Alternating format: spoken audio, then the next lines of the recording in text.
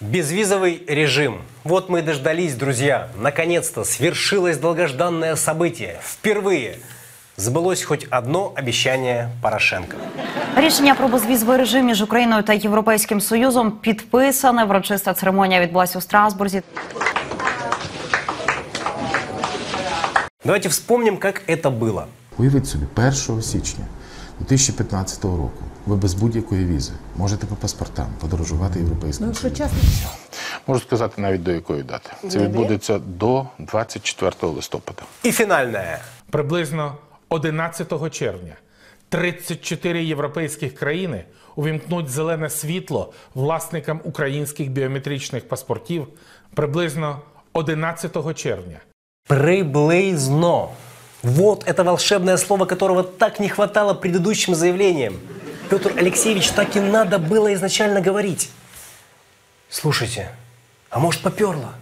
Может вот прямо все обещания сейчас сбываться начнут? Солдат, который воюет в бою, там срочников не будет. Там будут добровольцы. Получать он будет 1000 гривен в день. Ну, приблизно 1000. Ми повернемо курс. Повернемо курс як мінімум до економічно обґрунтованого. Курс не має бути вище 10. Приблизно 10.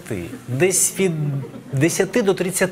Я публічно задекларував, що одразу після обрання я продам весь бізнес. А вот это обещание президент как раз выполняет. Потихоньку допродает. По шоколадке, по конфетке, по зефиринке. Слушайте, а может это вовсе и не Порошенко обещание сбылось?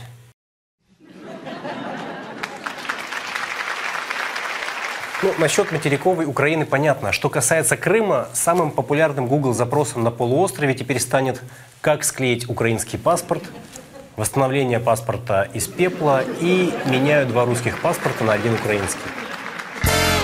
Еще одно громкое событие прошлой недели – Евровидение в Киеве. The music capital of Europe, welcome all of you. Kyiv is very happy to unite millions of people from around the world with music, believe me.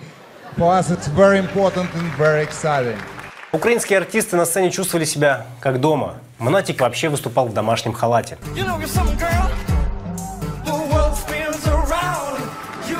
Каждый год успеха на Евровидении добиваются абсолютно разные исполнители. Похожими пока были только Кончита Вурст и Верка Сердючка. Приятно удивила зрителей телеведущая из Литвы. Lots of love from Vilnius, and yes, I won't forget to say, Slava Ukraine! Героям слава! Теперь надо как-то отблагодарить братскую страну. А знаете что?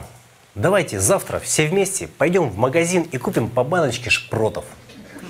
Поднимем ВВП дружественному государству. В общем, все вроде шло хорошо, но так уж у нас сложилось исторически, что как бы хорошо все ни было, рано или поздно появляется она. І тут вилазить одна, вибачте на слові, дупа. Во время выступления Джамалы на сцену поднялся человек с флагом Австралии и снял свои штаны. Сначала все подумали, что это австралиец, но потом оказалось, что это Дупа. Надеюсь, негодяя наказали? На 2 місяці відпустив Дніпровський суд столиці Віталія Сидюка. 2 останні дні український пранкер провів у камері тимчасового тримання у відділку поліції. Затримали його під час фіналу Євробачення. Одразу після того, як він видерся на сцену, де співала Джамала, і спустив штани, показавши мільйонам глядачів у прямому ефірі своє гуздо.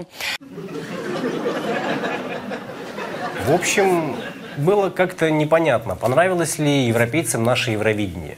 Вот что в итоге сказал руководитель конкурса Ян Ола Санд.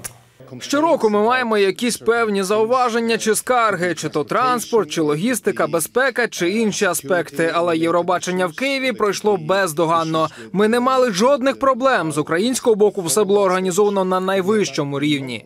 Фух, ой, ну хорошо. А вот что по поводу конкурса заявил Путин на следующий день после завершения Евровидения. Что касается Евровидения, то, на мой взгляд, сегодняшние киевские власти не в состоянии проводить мероприятия подобного рода. Угу. И это говорит человек, который вот так играет на рояле.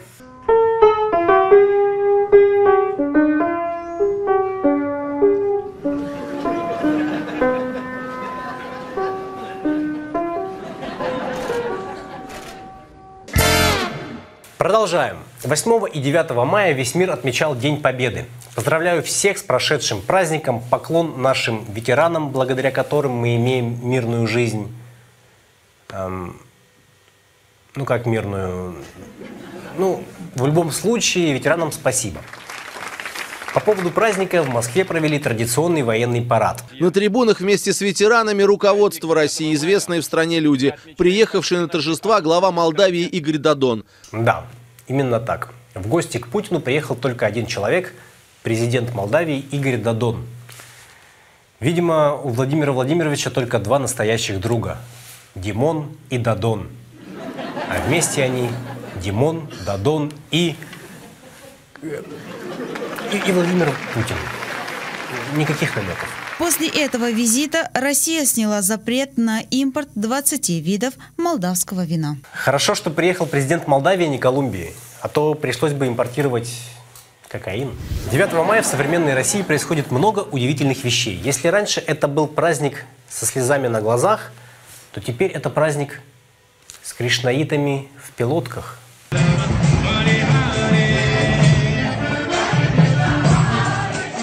Но примечателен этот День Победы другим событием. В ряде стран мероприятия, посвященные Дню Победы, состоялись уже сегодня, в том числе и шествие Бессмертного полка. Франция, Италия, Канада, Чехия, Германия. Многолюдная акция прошла в этот день и в Нью-Йорке. Многим украинцам эта акция не понравилась. Ну, оно и понятно. После того, как люди однажды увидели полк без опознавательных знаков, никаких других полков на своей территории они видеть не хотят. Но, несмотря ни на что, акция прошла во многих странах, включая Сербию.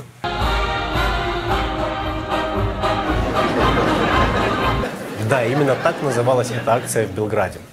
Именно так переводится слово «полк» на сербский. В Африке России даже удалось организовать черный полк.